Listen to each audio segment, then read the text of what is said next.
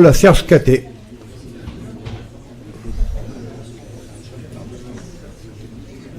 Donc Serge Caté, que je présente en quelques mots. Vous avez servi comme sous-lieutenant à partir de 1960 en Algérie, au titre du 11e bataillon du 22e régiment d'infanterie de marine, et vous avez notamment exercé la fonction d'officier SAS pendant une partie de ce séjour en Algérie.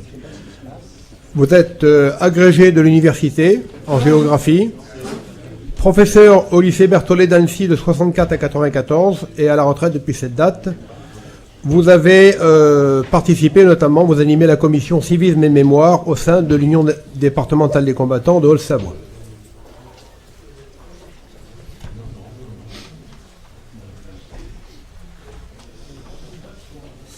Il y a un petit os avec des images, je pense qu'on s'en passera. Oui, bon, c'est pas grave. Bon, autrement, Ouais.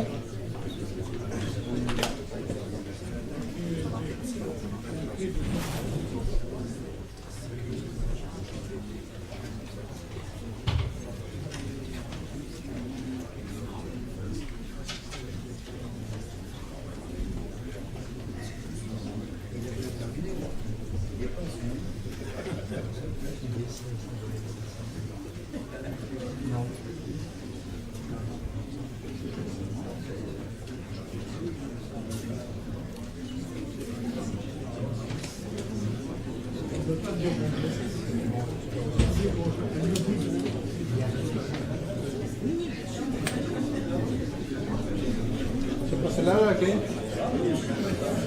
Alors, celle-là, essayez de voir. Ça doit être ça.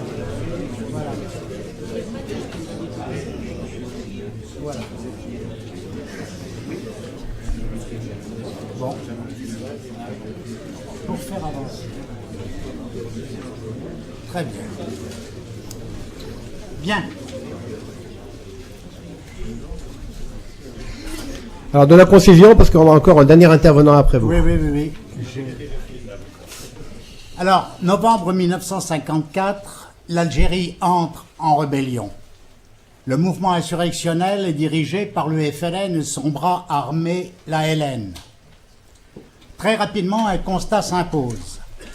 Les forces de l'ordre, la police et la gendarmerie s'avèrent incapables de reprendre en main la situation. Le pouvoir politique se tourne alors vers l'armée et lui confie la mission d'éradiquer l'insurrection, de liquider les maquis en cours de constitution, c'est-à-dire la mission de conserver l'Algérie à la France. Les responsables militaires ne tardent pas à pointer du doigt deux insuffisances à résorber absolument pour atteindre l'objectif assigné. L'un militaire, l'insuffisance des effectifs, l'autre civil, l'insuffisance de l'encadrement administratif du bled, c'est-à-dire des espaces ruraux de l'intérieur du pays. On sait comment sera réglé le problème des effectifs en faisant appel aux contingents. Les réservistes seront rappelés, le service militaire sera porté à 28 mois. Quant au problème de l'encadrement administratif, une initiative y pourvoira. La création des sections administratives spécialisées, les SAS. Les conditions de la vie administrative, de la vie territoriale, administrative territoriale de l'Algérie ne sont en effet pas totalement identiques à celles de la métropole. Elles le sont pour les trois départements d'Oran, Alger, Constantine, créés en 1848, leurs arrondissements et cantons. Elles ne le sont pas pour ce qui est des communes. Dans le domaine communal, il n'y a pas une Algérie, mais deux Algéries. L'Algérie des villes et l'Algérie du bled. Les communes urbaines qui ressemblent pour les communes urbaines qui rassemblent l'essentiel de la population non musulmane, l'européenne et l'israélite, sont dites communes de plein exercice. elles bénéficient d'une administration et d'une gestion comparables à ce qu'elles sont en métropole.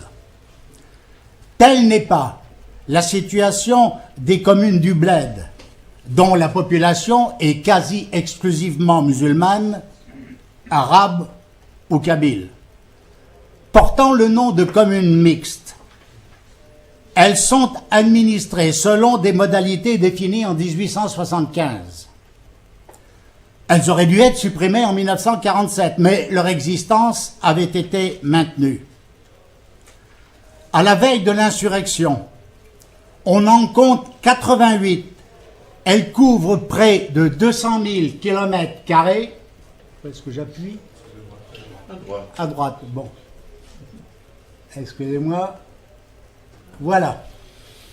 Elles couvrent près de 200 000 km², soit les 2/3 du territoire. Elles sont peuplées de plus de 5 millions d'habitants, dont moins de 50 000 Européens.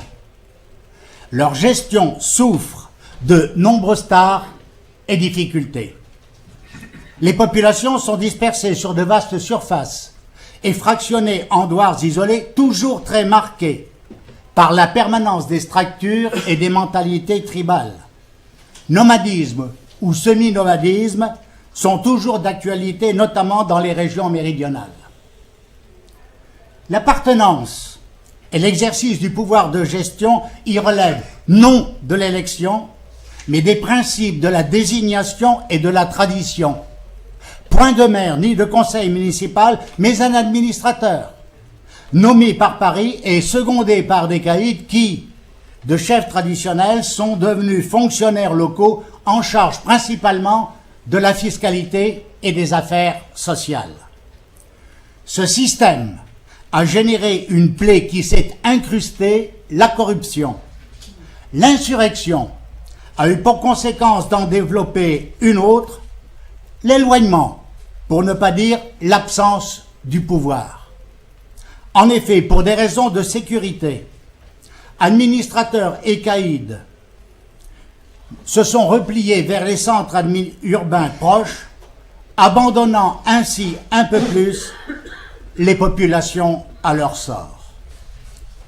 Indigence administrative, mais aussi misère d'une société rurale qui souffre d'un cruel manque de terre, terre de culture, terre de parcours. La faim de terre est dramatique dans le Bled, exacerbée par la croissance démographique, l'omniprésence des reliefs montagneux, les rigueurs d'un climat générateur tant d'érosion que d'aridité. Depuis le début du XXe siècle, la population musulmane rurale pour l'essentiel a été multipliée par 3 pour atteindre 9 millions d'individus. Alors que les surfaces de terre disponibles, la surface de terre disponible est restée figée à moins de 9 millions d'hectares. Cette misère des campagnes a eu pour conséquence de générer une émigration croissante vers la métropole et les grands centres urbains où le phénomène de bidonville a fait son apparition. Une dernière touche pour compléter ce tableau, le double déficit de la scolarisation des enfants et de la présence médicale. Il ne faut donc pas s'étonner si, dès 1954, cette population des communes mixtes a pu être facilement prise en main par l'organisation politico-administrative du FLN et qu'elle ait servi de vivier au maquis de l'insurrection. Conscient de cette situation, le pouvoir politique et l'autorité militaire ne peuvent pas ne pas chercher à reprendre en main cette population du Bled. C'est cette volonté qui est à l'origine de la création des sections administratives spécialisées des SAS, inspirées de l'expérience marocaine des bureaux des affaires indigènes, animés par un corps spécial d'officiers arabophones ou berbérophones. L'idée est présentée au début de 1955 au gouverneur général de l'Algérie, l'ethnologue Jacques Soustel, par le colonel Parlange, un ancien des affaires indigènes. Pendant 6 mois, la proposition est mise à les essais dans les Aurès, un des bastions du FLN. Conduite par une équipe d'anciens du Maroc, elle donne des résultats probants. En septembre, Jacques Soustel prend la décision d'étendre l'expérience à l'ensemble de l'Algérie et installe à Alger une administration centrale des affaires algériennes dont il confie la direction au colonel Parlange, promu général. En 1956, le nouveau gouverneur général, Robert Lacoste, introduit une profonde réforme des structures administratives du territoire algérien. De 3, le nombre des préfectures, ça va. Le nombre des préfectures passe à 13, découpé en 77 sous-préfectures. Les affaires algériennes sont représentées auprès de ces 2 échelons. Un colonel est adjoint au préfet, un commandant au sous-préfet. Chaque arrondissement peut compter jusqu'à 8 à 10 sas, regroupant chacune de 10 à 20 000 personnes. La création des sas, inscrite dans cette structure pyramidale, s'effectue à un rythme rapide. En mai 1955, on en compte 30. En décembre 1956, elles sont 490. En moyenne, 23 sas ont été créés par mois. De janvier 1957 à juillet 1958, le mouvement des créations ralentit, mais ce sont encore 100 sas qui voient le jour. Le nombre maximum est atteint en 1961. Autour de 700 sas sont alors en place, dont certaines en milieu urbain, sous le nom de sections administratives urbaines. Une des originalités des sas est qu'elle procède tout à la fois du civil et du militaire. Cela est vrai des caractères de son organisation, de la diversité de ses missions, des modalités de l'indispensable formation de ses cadres. Implanté dans le bled, une sas est un monde complexe, sous le commandement d'un officier subalterne, lieutenant ou capitaine, détaché par l'armée auprès des affaires algériennes, institution civile. Il a souvent pour adjoint un aspirant ou un sous-lieutenant issu du contingent. En signe distinctif, ils arborent un képi bleu qui sera dit à l'origine de leur appellation les képis bleus. De 1955 à 1961, ils seront plus de 4000 à le porter. L'armée et les affaires algériennes se partagent les personnels indispensables au fonctionnement des sas. Les affaires algériennes fournissent le secrétaire, l'interprète, pied noir ou musulman, le chauffeur, le radio. Ils portent le nom d'attaché civil. L'armée met à la disposition de l'école ses appelés, son médecin et ses infirmiers, à celle de l'assistance médicale gratuite introduite en 1956. Serge, il te reste moins de 5 minutes. Alors, qu'est-ce que je dois faire? On a encore un intervenant et... Alors, je pense qu'à ce moment-là, il valait mieux que je ne commence pas.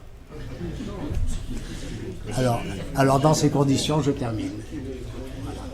Je laisse... Non, je regrette.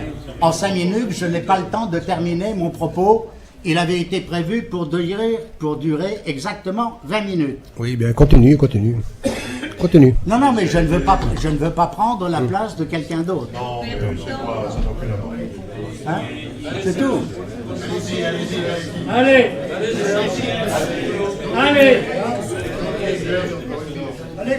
Ce n'est pas... Non, j'avais prévu exactement 20 minutes comme ça avait été prévu. Bien. Donc, implanté dans le bled, une SAS est un monde complexe sous le commandement d'un officier subalterne, donc, excusez-moi, oui, isolé. La SAS a besoin de défense, elle est assurée par des supplétifs recrutés sur place, un Marzem, fort de 20 à 30 hommes, les Morazni, commandé par un sous-officier détaché par l'armée. Il n'est pas rare que des félagas ralliés en fassent partie. La diversité de ces personnels est le reflet de la diversité des missions confiées aux SAS. Dès le départ, leur rôle est de reprendre contact avec une population dont l'abandon avait facilité sa pénétration et son contrôle par le FLN. Cette reprise en main impliquait que soient remplies deux missions, l'une d'ordre civil sous l'autorité des sous-préfets représentants du pouvoir central et dispensateurs de crédit, l'autre d'ordre militaire en harmonie avec l'action menée par l'unité responsable du secteur ou du quartier dont dépend chaque SAS, lourde et délicate tâche. La mission civile des SAS est d'abord de pallier l'absence d'organisation et d'action municipale. Tout est à faire, recenser, ouvrir des écoles, soigner, voire assurer un minimum de subsistance aux plus démunis et donner du travail. En 1956, les SAS participent à la réforme communale qui met un terme à l'existence des communes mixtes et ouvre le champ aux pratiques démocratiques qui impliquent l'organisation d'élections. Dès le début de 1959, dans les 1400 communes prévues par la réforme, il s'agit dès lors de susciter des vocations dans une population qui n'y est pas prête. En 1958, nouvelle mobilisation, il s'agit de mettre en œuvre le programme dit des 1000 villages qui prévoit la construction de logements, notamment pour les populations regroupées depuis l'année précédente, qui prévoit également la redistribution de 250 000 hectares de terres agricoles, l'ouverture de chantiers de construction de routes, d'aménagements hydrauliques, de restauration des sols. L'un des buts recherchés est de réduire la plaie du chômage, d'atténuer la misère. Le financement de ces travaux est prévu par le plan de Constantine lancé par De Gaulle le 3 octobre 1958. Le 2 septembre 1959, soit 3 ans après leur création officielle, un décret de la présidence de la République définit la place et le rôle des chefs de SAS dans la nouvelle organisation municipale de l'Algérie. Intermédiaires entre les sous-préfets et les maires, ils sont également les conseillers et coordinateurs de l'action de ces derniers. Sur le terrain, la réalité est bien différente. Dans le bled, en effet, il s'avère difficile, voire impossible, de mettre en place des municipalités, faute de volontaires capables de braver les interdits et les représailles du FLN. Le chef de SAS est alors dans l'obligation de faire office de maire. La mission d'ordre militaire est inscrite dans l'acte de naissance des SAS, destinée à reprendre en main des populations. Elles sont un rouage de la lutte contre la rébellion et leur action s'insère dans celle des unités de quartier ou de secteurs où elles sont implantées. La coopération des SAS s'exerce pour l'essentiel de deux manières. D'abord par leur contact avec la population et par l'intervention de leur Marzem. Les contacts avec la population jouent un rôle majeur. Les politiques d'ouverture de chantier, de protection médicale, de scolarisation des enfants, de distributeurs de denrées contribuent à faire évoluer l'état d'esprit dans le bled, d'autant que dans le même moment, en 1958-1959, la rébellion est acculée militairement. Des douars commencent à s'éloigner du FLN et s'engagent dans la voie du ralliement. Pour le FLN, il y a là un danger dont il est conscient, ce qui explique pourquoi les SAS sont devenus sa bête noire. L'emploi des Marzem est l'autre donnée du rôle militaire des SAS. Les hommes des Marzem ne sont pas uniquement destinés à assurer la défense des bâtiments de la SAS et à la protection de leur chef à l'occasion de ces déplacements répétés dans le bled. Ils interviennent également directement dans la lutte contre les éléments armés du FLN. Les patrouilles, la recherche des caches, les embuscades font partie de leur mission. Ils s'en acquittent d'autant mieux que le terrain sur lequel ils opèrent leur sont familiers. Remplir une mission militaire pour des chefs de SAS issus de l'armée n'est pas un problème. Mais répondre aux exigences des multiples missions d'ordre civil nécessite une formation adaptée. Elle est dispensée à Alger par l'administration des affaires algériennes sous la direction dans un premier temps du général Parlange, puis de son successeur, le général Partiot. Dans son témoignage « L'autre guerre d'Algérie », le capitaine Harry nous dresse la liste des thèmes d'études prévus pour les stages de formation, au nombre d'une trentaine. Il met particulièrement l'accent sur l'islam, son histoire, sa culture, sa société, son organisation religieuse, principalement dans le contexte algérien. Cette approche de l'islam s'accompagne d'un apprentissage de l'arabe, apprentissage indispensable pour agir au sein d'une population qui, dans sa très grande majorité, ignore le français. Vaste programme pour lesquels les affaires algériennes prévoyaient des stages de 3 semaines. Mais en 1958, le temps et les besoins pressent. Le stage du sous-lieutenant Harry, fraîchement sorti de l'école des officiers de réserve de Saint-Mexan, ne dure que 10 jours à raison de 8 heures de cours par jour. Déjà, en 1956, un instructeur des affaires algériennes pouvait dire, parlant de la courte durée des stages, « C'est vraiment une gageure que de prétendre initier en 3 semaines seulement de jeunes officiers à un métier aussi nouveau. Après tout, la méthode a peut-être du bon qui consiste à jeter les gens à l'eau pour leur apprendre à nager. » La grande majorité des volontaires pour servir dans les SAS a su pallier cette insuffisance de préparation par l'enthousiasme et l'énergie que donne la conviction de servir une bonne cause, celle d'une Algérie rénovée, modernisée, mais qui resterait terre de France.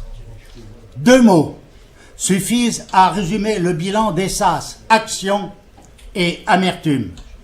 Les SAS et leur képi bleu n'ont pas démérité. Le travail effectué a été plus que remarquable. Le 24 juillet 1957, le journal Le Monde peut déjà écrire « Les militaires effectuent ce travail de samaritain avec une patience et le dévouement qui sont peut-être leurs plus grands titres de gloire en Algérie. » Grâce à l'ouverture de routes, des régions sont désenclavées. Les conditions de la production agricole sont améliorées avec de nombreuses initiatives d'aménagements hydrauliques. L'enseignement peut être enfin dispensé à des dizaines de milliers d'enfants du bled. La situation sanitaire bénéficie partout de substantiels progrès. La vie quotidienne de bien des villages, notamment la vie de celle des femmes, est facilitée par la multiplication des points d'eau. Les difficultés à surmonter n'ont pourtant pas fait défaut. Les moyens matériels et financiers se sont souvent fait attendre. Il a fallu affronter l'inertie quand ce n'était pas l'hostilité des populations locales, travaillée par les interdits et les mots d'ordre du FLN. Avec l'armée, les rapports n'ont pas toujours été faciles. Les SAS, à maintes reprises, ont été confrontés à l'inévitable contradiction entre la nature de leur mission qui est de protéger les populations et les rigueurs d'une guerre qui les malmène. Le danger de découragement a pu se manifester qui fait écrire à un officier SAS du Constantinois, dénigré par les militaires, considéré comme des gêneurs par l'administration, nous n'avons que notre bonne volonté, elle commence à s'user. L'incompréhension doublée d'amertume se fait jour avec l'évolution de la politique du général de Gaulle à l'égard du problème algérien. Le 16 septembre 1959, le général annonce une nouvelle orientation de la politique algérienne. L'avenir n'est plus à l'Algérie française de 1958, mais à l'Algérie algérienne. Pour beaucoup, Cela signifie à terme la perspective de l'indépendance du pays, la fin d'une espérance, la fin de la raison d'être du SAS.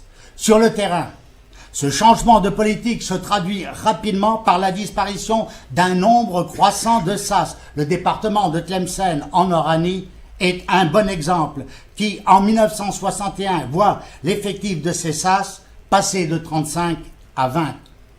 Pour beaucoup d'officiers SAS, il y a là un tournant politique difficile à accepter. Certains ne l'accepteront pas. Après le 19 mars 1962, c'est-à-dire après Évian, l'état d'esprit tourne au drame. Ce n'est pas la fin des SAS intervenue en juin qui se révèle insupportable, mais l'inéluctable abandon des 20 000 hommes des Marzem, l'abandon également des populations qui avaient fait confiance aux képis bleus et opéré leur ralliement. Morazni et Douar ralliés peuvent craindre des représailles de la part du FLN. Des responsables SAS prennent alors la décision de braver les interdits du gouvernement. Ils tentent de transférer leurs hommes en métropole. Peu y parviennent. Triste épilogue pour une institution et des hommes qui avaient payé un lourd tribut à leur engagement, à leur participation à la politique de pacification. 73 officiers ont été tués, 33 sous-officiers, 42 attachés civils et 607 Morazni les ont accompagnés dans la mort. Ainsi, les chefs de SAS ont été les héros ou, comme on voudra, les instruments tragiques d'une impossible mission. Ils n'ont pas été les seuls.